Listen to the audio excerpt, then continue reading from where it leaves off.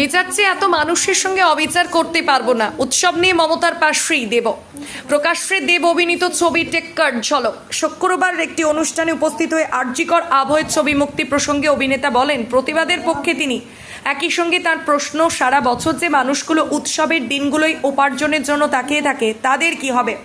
আরজিকরের ঘটনায় সোচ্চার গোটা দেশ। শহরের প্রতিটা প্রান্তে চলছে প্রতিবাদ। আর মাসখানেক বাকি পুজোর, তবুও বিচার না পাওয়া পর্যন্ত কোনোভাবেই উৎসবে ফিরছি না বলে সোচ্চার সমাজের একাংশ। তারকারাও বাদ যাচ্ছেন না সেই তালিকা থেকে।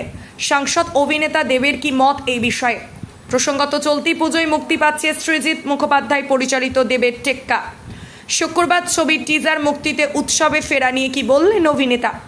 ইন্ডাস্ট্রির একাংশ যখন উৎসবে ফিরছি না বলে প্রতিবাদে সামিল, তখন দেবের মতে উৎসব প্রতিবাদের ভাষা ছিল একটা সময়।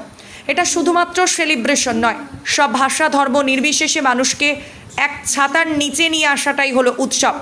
অভিনেতার কথায় সারা বছর পুজোর এই 4টে দিনের জন্য মুখিয়ে থাকে বহু মানুষ। ঢাকি প্যান্ডেলওয়ালা, রিক্সাওয়ালা থেকে লাইট সাউন্ড, একটা পুজোর সঙ্গে এতগুলো মানুষের জীবন জীবিকা জড়িয়ে।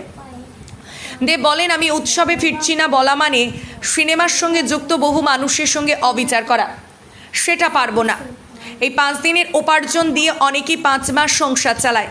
আমার ক্ষমতা আছে 5 মাস রোজগার না করলেও চলে যাবে, কিন্তু একটা সিনেমা মুক্তির সঙ্গেও বহু মানুষ জড়িয়ে, সেটা বলার অধিকার নেই। এদিন সাংবাদিকদের মুখোমুখি হয়ে অভিনেতা তার জীবনের কষ্টকর দিনগুলোর কথা তুলে ধরেছিলেন। তাই যারা তাকে দেব বানিয়েছে তাদের কথা কখনোই ভুলে যেতে পারবেন না তিনি। দেবের কথায়, আমি বাংলার সরকারের বিরুদ্ধে গেলেও বাংলার মানুষের বিরুদ্ধে যেতে পারবো না। প্রতিবাদের জায়গায়, কিন্তু উৎসব বহু মানুষের রোজগারের পথ। শারদীয়ার আনন্দ যে সকলের একরকম নয় সে কথাও মনে করার অভিনেতা।